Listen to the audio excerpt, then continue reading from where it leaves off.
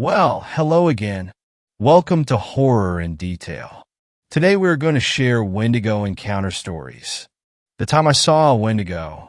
First things first, this happened to me when I was around 10. I've lived in Idaho all my life and spent a lot of time outside or in the wilderness as a kid. My grandparents would take me camping, and my older brother and I would always hike up whatever trails we could find to get a view of the sunset. On one of these occasions, something terrifying happened. We were up at a campsite I only know as Warm River. The river there never freezes over, and my brother and I were on a regular evening hike.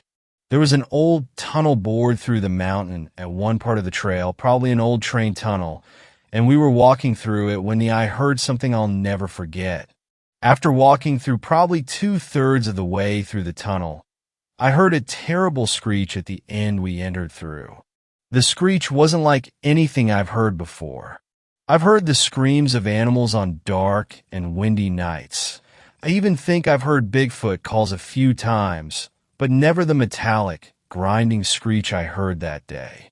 The point is, whatever the sound was, it did not sound natural in any capacity. I probably jumped 5 feet in the air when I heard it, and my brother shouted a few choice curses before shooing me quickly to the exit of the tunnel. At this point, my brother decided we should just continue walking and head back after whatever made the noise hopefully cleared out. We didn't have any firearms on us, so I was pretty upset. My brother reassured me we would be fine, and we made the walk back without incident. However, I didn't get any sleep that night. Whether it was the thing that screeched at us or just my imagination, I heard things moving around the campsite the whole night, as well as whispers echoing through the darkness outside the trailer. I woke my brother up a few times to check out what it was, but he refused each time, telling me that it was probably just other campers staying up late and enjoying themselves. The rest of the trip was pretty normal. We packed up the following day, and my life continued as normal. I was disconcerted, but chalked what happened up as a harmless event that I must have been exaggerating in retrospect.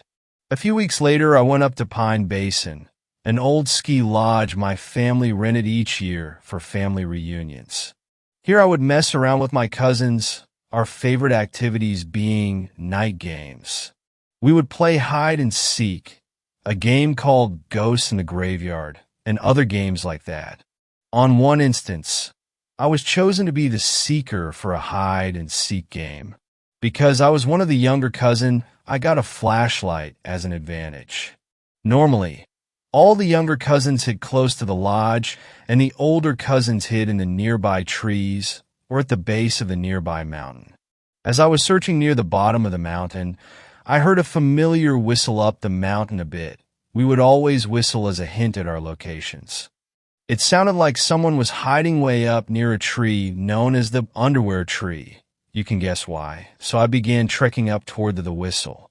As I climbed closer, I got an uneasy feeling in my stomach. I continued on wearily and convinced myself that I would be fine. I hated walking in the night alone, but figured whoever I find would walk me back to the lodge. As I neared the tree, I noticed that it was deathly silent. This alerted me that something was very wrong, because you could always hear the adults having fun back at the lodge. I was anxious to hurry back, so I called out, "I found you, Scott." I thought the whistle was my older cousin's. "Come back down with me." I got no reply, but I wasn't planning on waiting. As I began walking back down the path, I heard a voice call, "You almost had me," so I ran back up to investigate. I flashed my light in the branches of the tree and saw a monstrosity that was not my cousin. It looked like a poorly drawn stick figure made into a human with its emaciated figure and lifeless eyes. I remember its face looked like the skin on its head was being pulled from behind. It had torn and stretched features. As soon as I saw the creature, I screamed, dropped the flashlight, and ran back to the lodge. The entire time I ran, I was overcome by an overpowering smell, and I could hear the thing running after me. As I approached the camp, I saw a few people, my cousins at the bottom of the mountain waiting for me. I was crying and shaking, and they took me inside. I told my dad what happened, but my cousins all said they didn't see anything following me. The adults kept us inside for the night, and I kept hearing sounds drifting in from the mountains. I never played night games after that happened, and was always terrified that my cousins wouldn't listen to my warnings. Ever since that night, I have always felt uneasy up in those mountains. I used to be really religious and figured it was a demon of some kind trying to kill me or something like that, but those mountains have never felt the same after that incident. A few years ago, the game, Until Dawn, became really popular, and I watched a walkthrough of it on YouTube. When the Wendigo first appeared in game, I got chills down my spine. It was exactly what I saw, and I did a ton of research on them. I figure someone must have gotten snowed in at that old lodge and resorted to cannibalism, but that doesn't explain what happened at Warm River. I still hear that screech from time to time. It never occurred to me until watching Until Dawn that they might be from the same thing, and it scares the hell out of me every time. I heard it earlier tonight, and that's why I decided to finally write my story down. Wish me luck. Second story. The Wendigo is near. This is a story which happened to me and my friend a few years back. I work in a national park as a park ranger. When my life was relatively normal, I had just landed a job at a national park. Life was good as I was working with my buddy Rob. The second day was strange. We found bear traps on the ground. We never put them there. Other than that, another day in paradise, but throughout the night, I swear I heard a loud screech coming from the woods near my watchtower. I looked and saw nothing. I just shrugged it off after a little while. As of lately, we have been finding small animal corpses around the woods. This is normal since we have bears all over. It's just that these marks were too big to belong to a bear. What's even weirder is we found a tooth inside of a bloody deer. This tooth was too huge and sharp to belong to a bear. I think we have a new animal in these woods. Today we found a bear, hanging from a tree and gutted. I nearly threw up. No animal in the park could do this. Boss told us from now on to stay at the watchtowers. I kept being reassured that everything would be fine, but at this point I just couldn't be too sure anymore. Lately the screeches have been more frequent.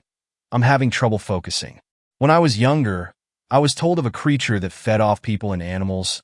It could also mimic voices. It was called a Wendigo. Of course I don't believe in that paranormal crap, but something was taking out animals throughout the park. I swear I heard Rob call me from outside of my watchtower. He yelled, "Hey Trent, you have got to come see this." I nearly left, but I just felt that his voice was off, nearly distorted. I looked out of my watchtower to see Rob, his insides dangling in the breeze. My boss ruled this out as an accident. That still didn't stop the police from questioning me. I know I heard his voice. I saw something in the woods. Let me explain. This creature I saw had huge antlers, an animal skull as a mask, and it was over 11 feet tall.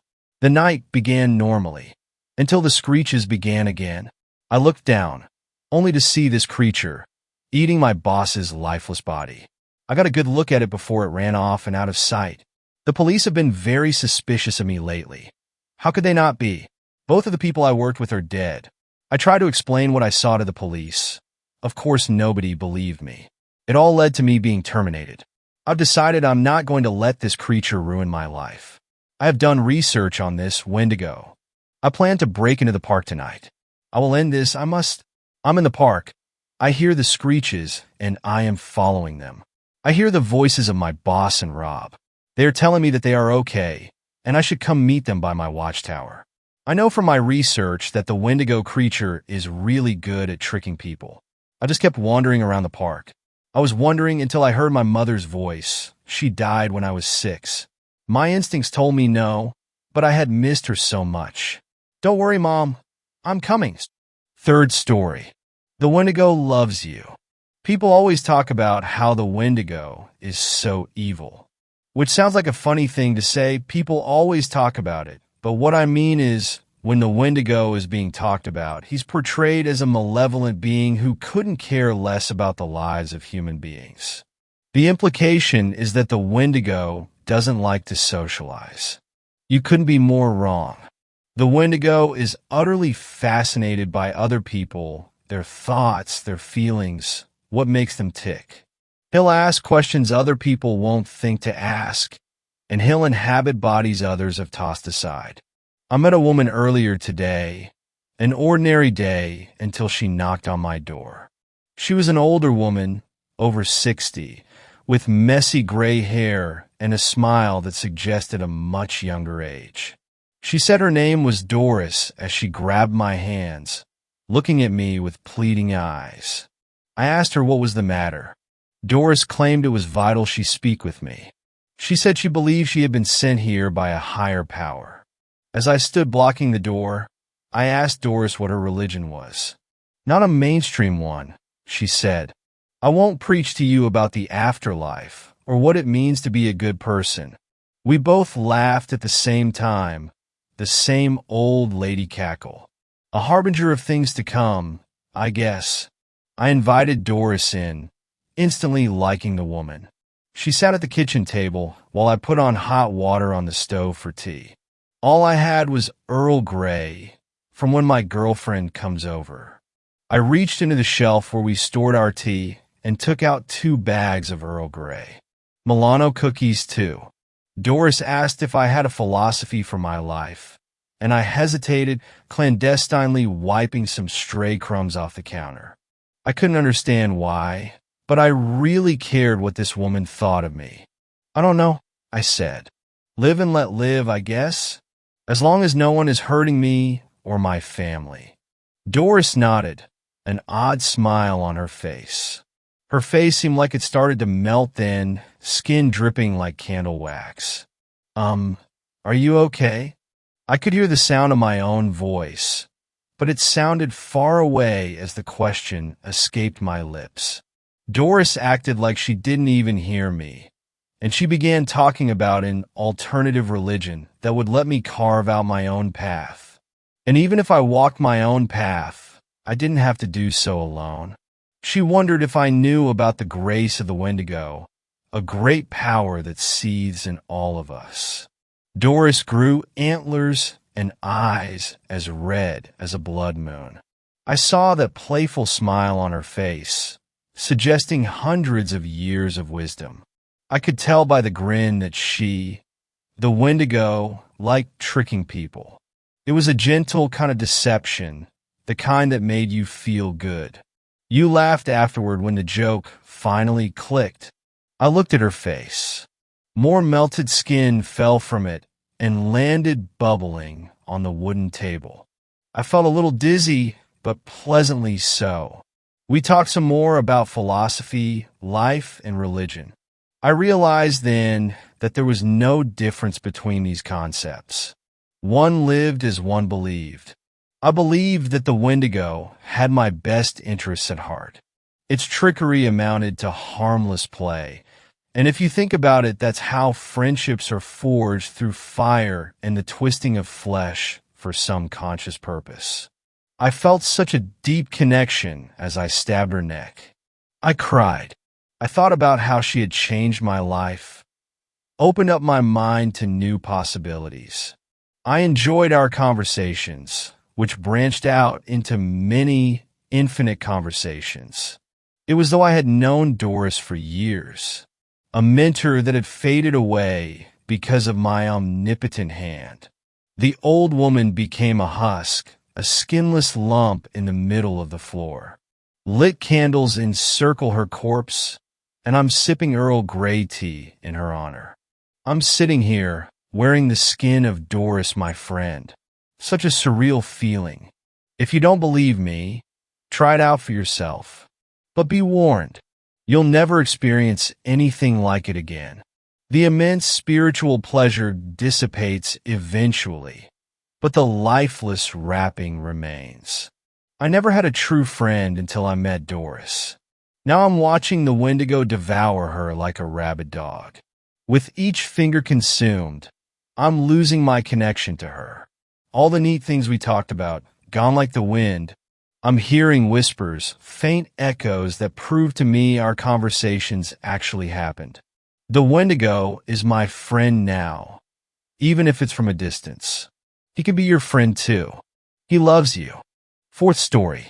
Unidentifiable 10-foot-tall creature spotted in Lebanon, Maine. My sister and I were driving to a haunted walk in Lebanon, Maine called Destination Haunt. And while in the town, trying to find the place, we drove onto this really old dirt road called Lord Road from the east. At the time we turned onto the road, it was day, and the sun was out. As soon as we started driving down, the sky turned near black like night, as if the sun was setting and a fog engulfed the road. We quickly started joking about how this is like one of those wrong turn roads in those horror movies where a group of kids get lost in the woods and never leave. It added to the effect when we drove over an old wooden bridge suspended over a river.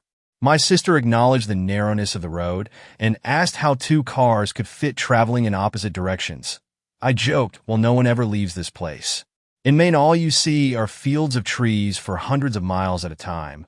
But the trees on this road looked unusually different. They were all collectively old and had the colors sucked out of them. Their branches and bases curved in usually zigzag patterns, unlike conventional trees that grow in a pattern to get the most sunlight. I drove a few miles until I had enough of the massive puddles and decided to call the place we were trying to find. They told me that their location was miles away on the west side of this road, and to turn back because the east side was flooded and we should enter the west end entrance located on the other side of town instead.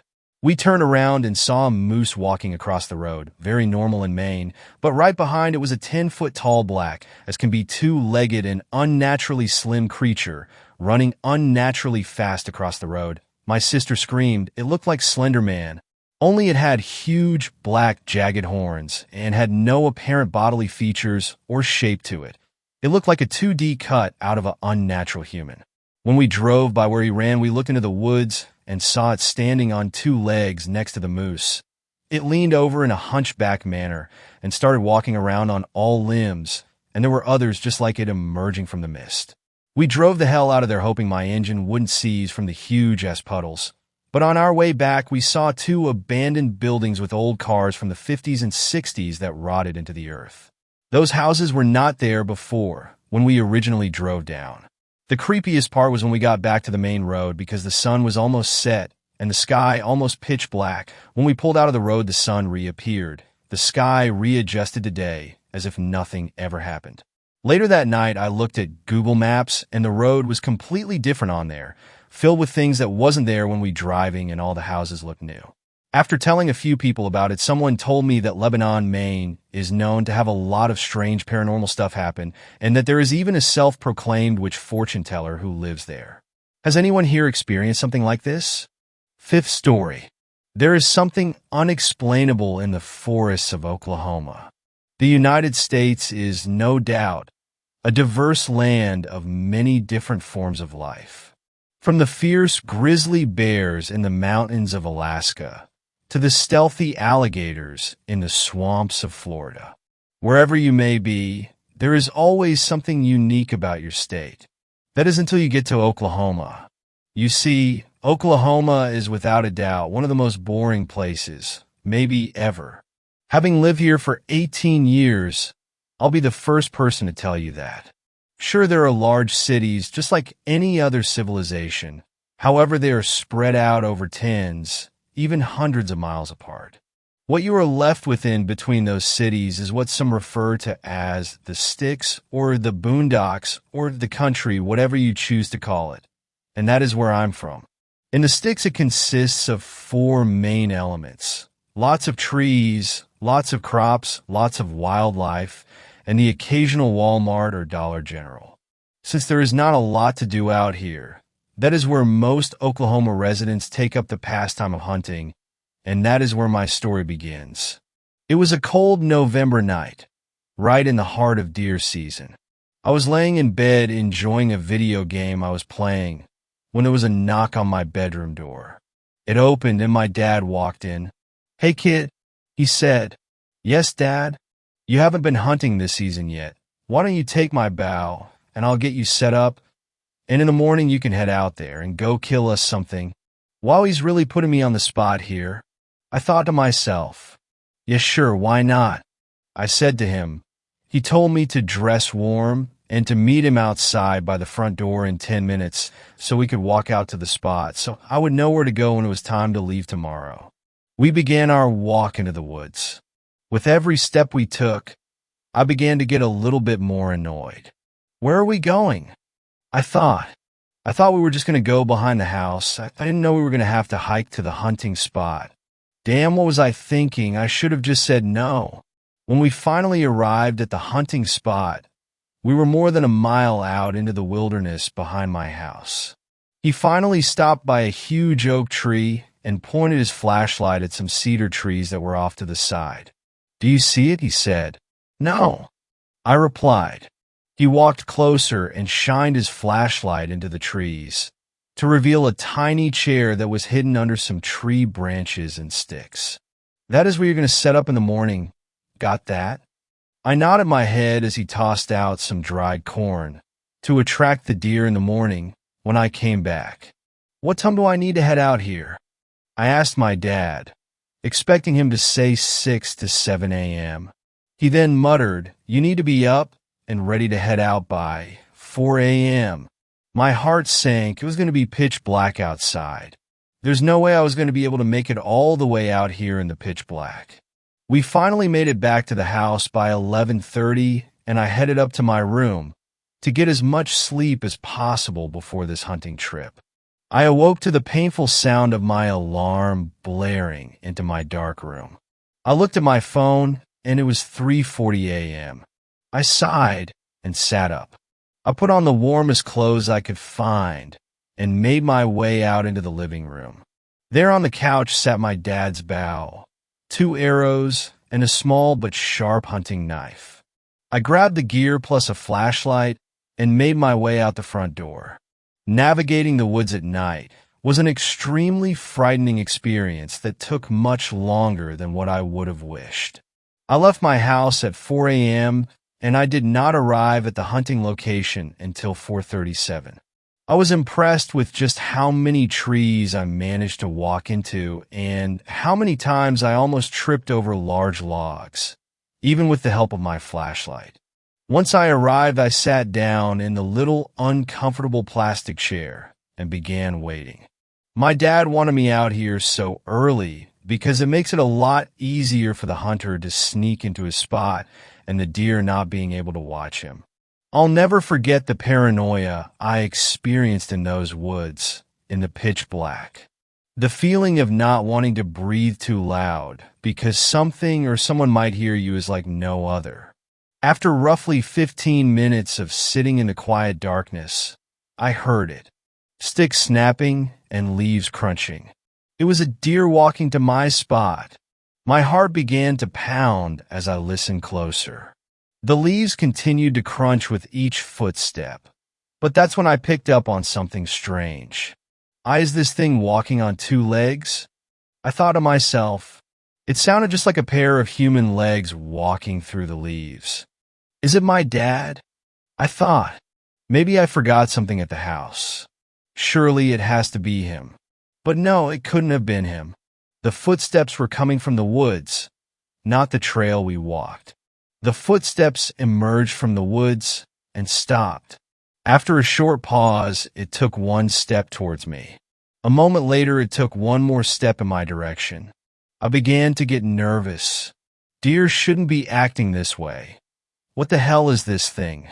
I raised my flashlight up from my lap, and in a moment of pure bravery and stupidity, I clicked my flashlight on. What I saw in front of me still haunts me to this very day. In front of me stood a creature no shorter than 10 feet tall. It stood on 2 legs. It was covered in black fur. The face was human, I believe. The face looked to be of a man's face. The eyes were closed, and the mouth was contorted into a sinister grin. It had 2 great big antlers that seemed to come off of an elk or a moose. It had hooves for feet, and its arms were long and skinny, but had what appeared to be claws on the end of its hands. As soon as I saw this thing, I clicked off my flashlight, praying it didn't see me. Too late. I almost started gagging from fear when I heard this thing sprinting at me. As fast as I could, I loaded an arrow and drew back the bow. Without hesitation, I fired the bow into the darkness, hoping I could hit the creature, but I missed. I heard the arrow whistle off into the woods before striking a tree.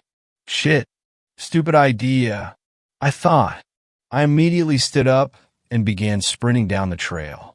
The creature was in close pursuit. I ran faster than I knew I could down this trail. When I was almost halfway home, I began to naturally run slower because of fatigue, and that's when it swiped at me. It hit me directly in my right calf. I stumbled and fell off the trail and into a nearby ditch. Once I fell, and I could immediately feel the warm blood begin to start gushing out of my leg. I quickly tore off my hoodie and wrapped it around my leg as a temporary tourniquet. However, my bleeding leg was the least of my worries. The creature jumped down into the ditch with great force and began swiping at the ground, hoping to hit me. Luckily, the thing landed about 20 feet away from me, so I had some time to spare. I hurriedly pulled out my flashlight and threw it behind the creature. Upon hearing the flashlight hit the leaves, it turned around and began swiping at the ground once again. As quickly and quietly as possible, I crawled out of the ditch. On my way out, I heard the creature begin to make a clicking noise from its mouth. Now I can't confirm it, but I assumed that noise was the creature using echolocation to find me. If this thing is blind, how did it see my flashlight back at the hunting spot? I thought. Then I realized I had to click my flashlight on, and the creature probably heard that. Despite now knowing it was using audio to track me, I still ran to the best of my ability out of the woods. The thing didn't follow me out. I made it home and crashed through my front door, bleeding all over the place. My parents took me to the yard to get stitched up. They asked me what happened, and I told them what happened. But of course they didn't believe me. They assumed I fell while walking through the woods and tore open my leg somehow. And after a while I began to think the same thing. Maybe I was sleepwalking and fell. Maybe I was hallucinating. Who knows, is what I used to tell myself. I almost forgot about my experience until today. My dad went out hunting and was supposed to be back 3 hours ago. Me and my mother began to get worried.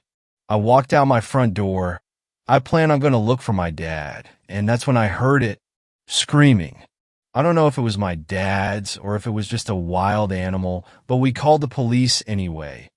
And as I type this, I can hear a faint clicking out by the woods, and if I look hard enough, I think I can make out a human face looking up at my window.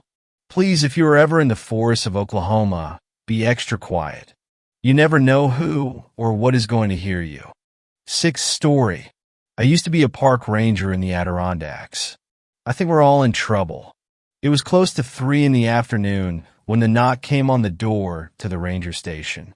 I was mildly surprised to hear it, given that it was early January in the foothills of the Adirondacks, and the temperature was hovering at a balmy 12 degrees, with wind chills driving it into the negatives with frustrating frequency. The wind had been howling against the isolated station since before sunrise that morning, and I wondered if I was going to need to deal with any damage to my little abode after the storm blew through. I've been monitoring the forecast and weather radar all day, and it looked like I was in for quite the blizzard by the time evening rolled around. It had been snowing most of the day already, but so far it hadn't been very heavy. I expected that to change by nightfall, however, which in January was only in another couple hours. I didn't usually keep the front door to the ranger station locked, since it wasn't uncommon for hikers and campers to make a pit stop on their way up the trail to the observation areas, either to log their camping site for the night or just in hopes of a nice hot cup of coffee before they continued on their hike. The door hadn't been latching correctly lately, though, and had the tendency to swing open when a strong gust caught it just right, so I've been keeping it locked until I could repair it. The knocking was light, somehow hesitant, and almost polite, if that makes any sense. It was so quiet that I almost didn't hear it over the whistling of the wind and creaking of the station. I'd been in the middle of composing an email request for a new generator, as mine had been acting up a bit lately, and had to pause my typing and listen intently to ensure I'd even heard it in the first place. When it came again, only a bit louder, I pushed back from my desk and took another sip from my steaming mug before walking over and opening the door. Outside stood 5 people, 3 men and 2 women, all dressed in what looked like expensive and very new cold weather coats and snow pants, all looking very similar except for the various bright colors and all bearing the familiar North Face logo. Their anxious faces peeked out from within their drawn and cinched hoods, and I had to suppress a grin. They looked dressed to climb Everest, not hike the lower trails of the Adirondacks. Tourists, probably European, and probably their first time seeing this sort of weather, I thought. It was a fairly common occurrence. Folks from all over the world came to visit these mountains, looking to experience all the beautiful wilderness we had to offer. I wasn't unsympathetic. If you weren't used to the unpredictable climate here in the winter, it could quickly catch you by surprise and get dangerous very quickly. "Hi there," I said cheerfully, stepping back into the doorway and motioning them inside. "Coming out of the snow and warm up by the fire." The man who'd been knocking turned to his companions, said something in Spanish, and then turned back to me with a wide grin and nodded, stepping past me and into the warmth of the station. The rest followed quickly, anxious to get out of the chill wind that was blowing hard outside. As soon as they were all in, I closed the door again and locked it to make sure it didn't blow open. "Gracias, sir. I am Martin," said the man, pulling back his hood and unzipping his quilted-down coat. He gestured to the others in turn. "This is Lucas, Diego, Sophia, and Triana." I nodded my greeting to each. Martin continued with a smile. "It is very cold. We come to visit USA from Spain, to see your beautiful mountains and enjoy the lovely scenery." His accent was very heavy, but his English was far better than my Spanish, so I didn't have much room to criticize. "But it seems a storm is coming, and we fear there will be too much snow. Unfortunately, we are not so prepared for that." I nodded, patting him on the shoulder as I moved past him and opened the door leading to the shelter room, reaching in and turning on the lights. "That's certainly true, my friend. I'm afraid we're in for a bit of a blizzard this evening. Bad time for a winter stroll through the mountains," I said. "Fortunately, we happen to have enough space for you and your friends to make yourself at home and wait out the storm. My name is Jackson Turner, Ranger. There's coffee over there on the table, and bunks and a comfortable sitting area in here." When the group just stared at me blankly for a moment, I got the feeling I'd lost most of them somewhere along the way. Instead, I just offered the friendliest smile I had and gestured to the room. At that, they all grinned and nodded their thanks as they quickly shuffled past me, dropping their packs on various bunks and beginning to remove their cold weather gear.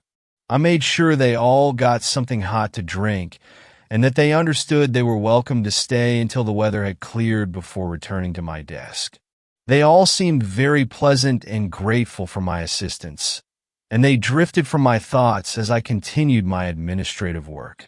It was another hour before the second knocking rapped at the door. This one slow and oddly arrhythmic, almost a staccato beat, somehow unsteady and not as tentative as my other guests had been. I sighed heavily and straightened, heading around the counter and back over to the door. I hadn't had any visitors to the ranger station in a week or more, and now they were pouring in like this was a holiday, an express or something. I unlocked the door and pulled it open, putting on my official greeting smile once again. In the doorway, shoulders and hooded head covered in a layer of icy snow, was a man of roughly my height, about 6 foot or so. Unlike the others, he wasn't dressed in fancy, color-coordinated cold weather gear, but instead wore a mismatched combination of clothes, like he had raided the bargain bin at a second-hand expedition store. His pants were a blue quilted nylon and looked more on the expensive side, even if they didn't exactly fit him very well. But his coat was fur-lined and looked like it was made of padded wool, layered over an old fleece jacket. His boots looked newer and not too warm, something more suited to a summer hike than a winter in the mountains, I thought. "Hey there," I said as warmly as I could, waving him inside. "Come on and out of the snow." He didn't say anything, but gave the slightest hint of a nod as he walked past me. The strong scent of musky body odor followed him, and I wondered if he was one of those reclusive hermits that I'd heard rumors of, living out here all by himself in some makeshift shack.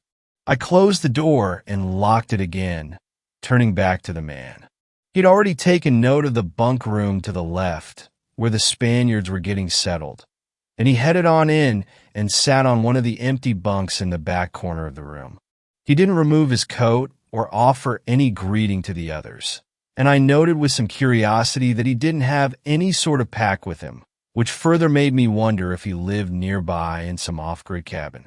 I could see that the others were smiling and making pleasantries towards him, but he just sat there, dark eyes quietly watching the activity without a single word.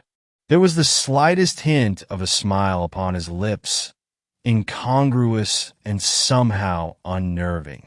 It only took them a few moments to abandon their attempts at including him in conversation and turn back to their own group, speaking quietly in Spanish amongst themselves. For a moment, I wondered if he might be in some sort of shock. The temperature was dropping pretty quickly outside, and it had already been too cold for some of the clothing he wore. I considered giving him a quick once-over to make sure he didn't have any frostbite or signs of hypothermia, but something about him told me he might not be so welcoming to my attention. I stood there in the doorway to the bunk room for a minute, looking over the scene. Something about the newcomer seemed off, somehow. I couldn't quite put my finger on it, but the way he moved, his lack of communication, the way he was just sitting there perfectly still on the corner bunk just seemed strange. There was something else too, something that I couldn't quite put my finger on, something that tickled the back of my consciousness, just out of reach, more an instinctive unease than coherent thought. I found myself hoping the man would spend a few minutes warming himself, and then be on his way again.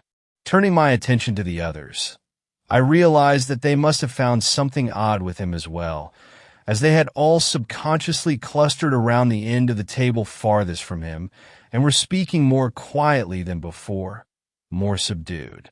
I noticed them periodically casting quick, uncomfortable glances in his direction, but never for more than the briefest of moments, as if they were just reassuring themselves that he hadn't moved and was still sitting there. I also noticed curiously that none of them sat with their back to the man, likely also subconsciously. I was just about to walk over and talk to him, to shake the odd feeling away, when Martin appeared in front of me, his brow furrowed. "Sir, my friends and I are worried about the other campers," he said. This drew my attention. There weren't any campers registered to be out here today. Was the newcomer one of them? Maybe they were in trouble. "What campers?" I asked with a frown. He motioned vaguely to the north. We passed their campsite on our way to the observation point before the weather turned us back here. Maybe a half-kilometer up the trail, in a clearing beside a small brook. He cast a quick look over his shoulder at the stranger sitting in the corner. There was again, I thought, that same unease. Martin continued. There were 3 of them, 2 men and a woman. They had some of those cold weather tents set up and seemed to be well prepared for the storm, at least as far as we could tell. We stopped and warmed ourselves by their fire for a bit. They seemed very experienced and were not concerned about the cold, but I am no expert. "Well, it sounds like they should be okay," I said with the best reassuring smile I could muster. "They should have checked in with me, but if they're as prepared as you think, I'm sure they'll be just fine. When the storm passes, I'll head up there and check on them, just to make sure." He flicked his eyes to the man again and then locked them with mine with a surprising intensity, like he was trying to tell me something with his gaze alone. He lowered his voice and said, "The campers, they were all wearing very good clothing. Sophia's brother is a climber in some very cold regions, and she recognized the camper's gear as similar to what he uses. Even better news then," I started, but Martin cut me off.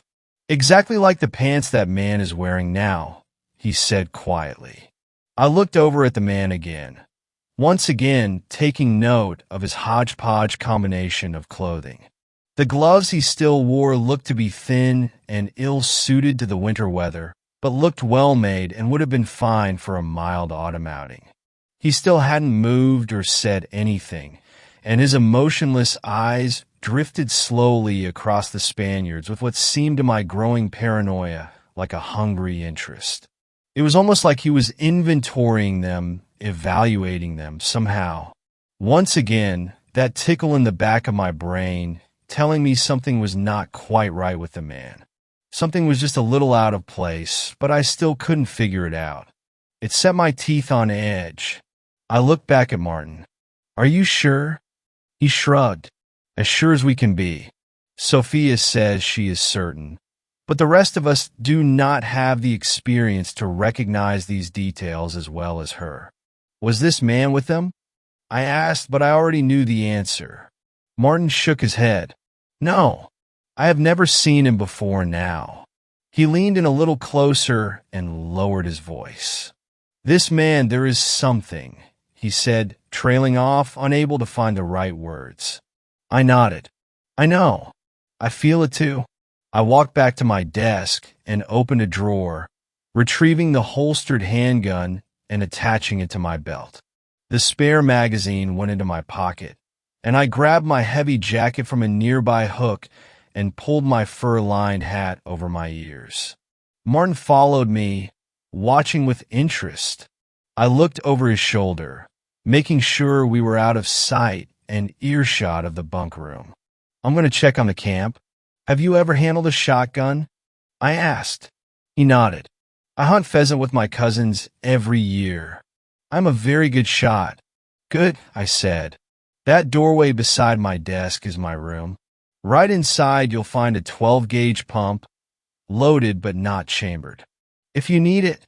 He just gave a silent duck of his head. "I should be back within the hour. I know the place you're talking about. Keep him here until I return, but don't do anything if you don't have to," I said, closing my coat and making sure the zippered slit covering my holster was open and accessible. "Be careful, Jackson Turner. I feel some darkness in the air." I just gave a tight-lipped nod before opening the door and stepping out into the wind. The icy chill hit me immediately, cutting through my heavy pants and finding its way through every little opening in my clothing. The wind out here was a constant buffeting and howled in my ears. The snow along the trail was only a little over ankle deep, but tugged at my boots with every step, slowing my progress. The area that Martin had described was one of the few marked campsites along this area of the trail, and though it wasn't strictly required for campers to check in before setting up, it was highly encouraged. This deep in the woods, 20 miles away from the nearest town, the only real lifeline that anyone had were the rangers. If anything went wrong out here, the fact that you registered with the local ranger station may very well mean the difference between life and death. That didn't mean that everyone followed that rule, though. Most of the time, it was new campers, those folks lacking some of the wisdom of experience, that didn't know or didn't think it necessary to check in before setting camp. Sometimes it was the opposite. Some highly experienced outdoors folks felt that there was no need, that they could handle anything that came their way. Either way, as I followed that northern trail, a growing unease began to color my steps. I felt the tight grip of anxiousness tickling my every breath. I didn't know what I was going to find. If I was lucky, I'd find 3 cold weather, double wall, silicone nylon tents, with their occupants snuggled warmly and safely within. If that was the case, I'd just check on them and turn back to my station, hopefully before the worst of the storm began in earnest. If not, well, I'd have to figure that out when it came. Asterisk, a half hour later, I reached the campsite, or at least what was left of it. The remains of what were obviously 3 high-quality winter tents were positioned compactly around a central fire pit, their bright red material shredded and torn and flapping violently in the fierce wind, looking very much like a lunatic array of flags in the heart of a hurricane. I pulled the ears of my hat lower, adjusting the chin strap tighter. "Hello!" I shouted, straining to make my voice carry above the wind. Even with all my force, it still sounded pathetically impotent in the roar of the coming storm. "Is anyone here?" I waited a long moment, but could hear nothing but the rush of wind and the whip-like snapping of the nylon fabric. The campsite had all the hallmarks of a bear attack, except I hadn't seen a bear in months, and we'd never had a bear attack in this area that I'd ever heard of. It wasn't like the forests out west. We didn't have brown bears here. Black bears, yeah, but they were smaller and nowhere near as aggressive as big browns. Sure, they could be dangerous, especially if startled or threatened, but they didn't actively hunt humans. I took a few more steps forward into the campsite, drawing the Sig Sauer 10mm and holding it at low ready as I performed a quick visual of the tents. Nothing. No signs of bodies, blood, a struggle, anything at all. Just destroyed tents that could have been abandoned by the campers when the wind started getting bad and the fabric started to fail. And then it caught my eye, a flash of dark gray, partially hidden by the snow between 2 of the tents. Another 10 minutes of snowfall, and I'd have never seen it. Moving closer, I towed the frozen bundle of cloth, overturning it before picking it up with my free hand, keeping the Sig at the ready. It was a pair of thick winter pants, old and torn, and covered in dark red-brown stains that looked too fresh for my comfort. They were fur-lined and looked to be woolen. As soon as I lifted them free of the snow, the wind blew a familiar musky smell into my face, and I dropped them in revulsion.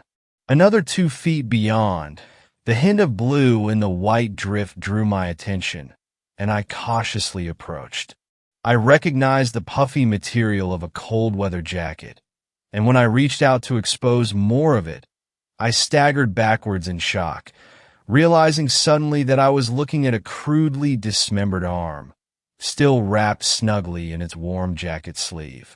I cursed aloud and stumbled backwards, tripping over the stones surrounding the fire pit and falling hard on my ass, eyes wide, and not even registering the pain of my tailbone meeting the frozen ground. I sat there, hyperventilating, for what felt like minutes, long enough that the frigid chill was settling into my legs and backside from where I sat dumbly in the snow, eyes wide and breath ragged. It was only when my arms began to shake that I realized I was gripping the handgun as tightly as I could, aimed insanely at the gray mass of frozen trousers on the ground before me, as if they were going to suddenly spring to life and attack.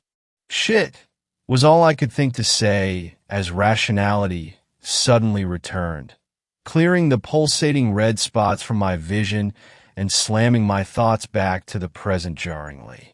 The pounding in my ears began to lessen, replaced once again with the unrelenting wail of the wind.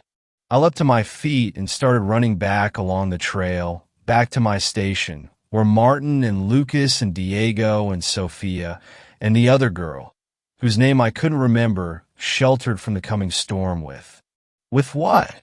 Was he some sort of psycho serial killer, stalking the lonely hiking trails of upstate New York? That didn't make any sense. I'd been here for 3 years and never heard of anything like this. As I ran clumsily through the snow, which was now halfway up my shin, I thought back to those gray pants discarded in the campsite. They had been shredded not just torn and ripped from age and wear. It had been something violent that caused the damage, and the blood stains seemed to lend credence to that theory. So, whatever had happened, the stranger had decided to replace his damaged and stained pants with what? Those of his victims? And then I thought about how none of his clothes matched, and how his boots and gloves weren't even suitable for winter weather. How long had this been going on? 20 minutes later, the dim yellow lights from the windows of my station appeared suddenly from the nearly white-out conditions that had overtaken me with the full coming of the storm. The temperature had dropped even more, and I was amazed that I had been able to keep up my pace long enough to make it back, driven by adrenaline and fear. I slowed to a halt before my ranger station, noticing immediately how the front door hung open a few inches.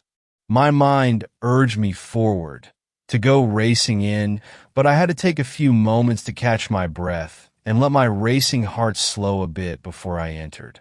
I couldn't understand why the door was only open a few finger widths. If it hadn't been locked, the first strong gust of wind would have blown it fully open and sent it banging against the wood paneling of the wall behind it. But what occupied my thoughts far more was the implication of that open door. There's no way it could have been missed by anyone within, and nobody in their right mind would have sat in the station while the freezing wind and snow blew in through the open doorway. I pushed it though aside and crept as quietly as possible to the door, pushing it gently at first, then with greater force as I felt some resistance holding it closed. I gripped my sidearm tightly, muzzled directly forward and at chest level, finger resting along the frame of the pistol and ready to drop to the trigger and go to work in a moment's notice. The door gradually gave way and pushed inward far enough that I was able to slide through the gap. The howling of the wind and the protesting of the building blessedly providing enough cacophony to cover the sounds of my entrance. As soon as I stepped inside, I found myself in the center of a fever nightmare. A body lay behind the door and had served as an impromptu barricade. I could only tell that it was one of the women by the delicate shape of the body, as the head and upper torso had been savagely mutilated, the skin and scalp torn away from the red white of the skull viciously, presumably while she had desperately tried to make her escape from whatever hell had pursued her. Blood slicked nearly every surface around me, hot and stinking of copper, and I became aware of a wet, tearing sound emanating from the bunk room. The lights in that room were flickering chaotically, the hanging bulb in the center of the room swinging maniacally, as if it had been recently struck and was still settling its pendulum motion. As quietly as I could, I ducked around the doorway into the room, fresh shock coursing through my body in a cold wash that threatened my consciousness. Bodies and pieces of bodies lay strewn about the room haphazardly, most still enshrouded in bits of clothing, now tacked in place by sticky crimson. I could feel the heat in the room from whatever horrifying act of violence had occurred, from the bodies that now lay scattered about like discarded playthings. At my feet, I noted a handful of empty shotgun shells, where they had fallen and been arrested by the viscous gore that painted the wooden floorboards. The shotgun lay nearby, chamber open and magazine tube empty, only inches away from the barely recognizable remains of the man I'd known as Martin. Terrible slashes and wounds covered his ravaged corpse, looking as if he'd been thrown into a shredder. His limbs were outstretched and only attached by the yellowish tendons and pink muscles which now lay open and exposed. My eyes were drawn at that moment to the source of the sounds I'd heard before, and I saw the crouched form of the stranger straddling one of the bodies. Lucas, I think, by the bright yellow of his North Face jacket. I watched in horror as the stranger dipped his head again and again, jerking it savagely each time it came away, as if tearing away more bits of meat with each movement. I noticed then that the stranger's hands had somehow grown, elongated, and taken on a shiny, chitinous appearance that left the fingers as jagged and gore-encrusted claws. After only a moment's shocked hesitation, my reflexes took over, and I snapped the muzzle of my handgun up and squeezed the trigger. I know that the thunderous blasts of the 10 millimeters must have been deafening, but I barely registered it as I watched blackened holes appear in the thing's back. It threw its head back in what I can only hope was pain and cried out in a shrieking screech that drowned out all else. I squeezed the trigger again, and another bullet punched its way through the horrifying thing. Suddenly, almost faster than I could track, the stranger exploded up from where it had been feasting and lit upon the wall, its terrible claws sinking into the wood and holding it in place as it turned its head 180 degrees to face me. The eyes had turned completely black and grown to the size of golf balls, and the jaw looked almost to have disjointed from its skull, the skin at the corners of its mouth drawn back in a hideous grin that stretched nearly from ear to ear, exposing a mouth full of shark-like triangular teeth, now stained bright red. It tensed, and an instant later it had leapt to the next wall, gripping the exposed wood like some monstrous insect, eyes fixed upon me.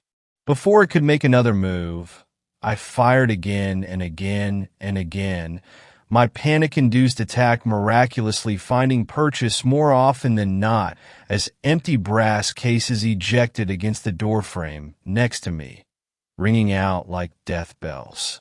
Then there was a long moment of silent stillness in the room, and its black eyes were fixed on me, still unervingly cold and alien. I tensed, waiting for the thing to pounce towards me, but it was clear I'd heard it. I don't know how badly, but black ichor dripped from the half-dozen wounds punched by my hollow points, and I thought I heard a sickly rattling in its slow, deep breaths. With a final ear-splitting, otherworldly shriek, it leapt again, this time away from me and through the window at the rear of the room. The glass shattered outward, and then it was over. I stood alone in this charnel house, left only with the remains of the 5 Spanish tourists and the disconcerting awareness that the slide of my handgun was locked back, smoke lazily drifting from the barrel, and the magazine now empty. Asterisk. That was almost a year ago, and I've since transferred from field operations to an administrative position within the Park Service. My office is located in the middle of a city, surrounded by people and without a lonely forest or dark wilderness in sight. After the investigation died down and the deaths were ruled as animal predation, I tried to return to my posting, but I just couldn't do it. They tore down the old station and built a new one closer to the trailhead, and I thought I could get past it, but I kept seeing that stranger, that creature, every time I closed my eyes. A few times in the dark stillness of the night, I thought I could hear that banshee wail echoing in the distance. Once or twice, I think I heard more than one. I slept with my handgun on the nightstand and the shotgun propped next to my bed, and kept the doors locked at all times. I couldn't shake the feeling that it was still out there, maybe searching for me. Maybe it needed to make sure that I wasn't able to tell anyone about it. You see, in the time since that horrible night, I've scoured the internet for any possible explanation for what I saw. I consulted any self-proclaimed cryptozoologist or paranormal investigator that would speak to me, but nobody had any rational explanations beyond fairy tales and urban legends, and invariably I was left with as many questions as I started with. And then I tripped across an article one day that changed everything for me. It was a piece written about something called the Uncanny Valley, an idea put forth by some Japanese roboticists back in the 70s. At first, I almost passed it over, since it seemed mostly to relate to robots and computer graphics and how people feel increasingly uncomfortable the more realistically human they appear. But then I read a theory about why people may react this way and how it may be an evolutionary artifact left over in the dark corners of our reptilian brains. About how, at some point in our distant shared racial history, there may have actually been predators that looked almost human. They may have appeared so close to our ancestors that they were able to blend in with us almost perfectly. According to the theory, primitive humans may have developed a keen sense of facial recognition as a survival mechanism. This may have been passed down through genetic memories, fading just a little with each generation until today, where it existed as little more than an instinctive warning when we looked at someone who wasn't quite right. Someone who seemed almost normal, but perhaps with the slightest of imperfections that made them seem just a little wrong. Someone that our instincts told us didn't belong. Someone who wasn't really one of us at all. I wondered if these things have been with us all along, hiding among us, stalking us from within our own numbers. Yesterday, on my commute to the office, I noticed a young woman sitting by herself in the back of the subway car. Even though it was crowded, the seats beside her were empty, and I noticed that the other commuters almost seemed to be avoiding getting too close to her.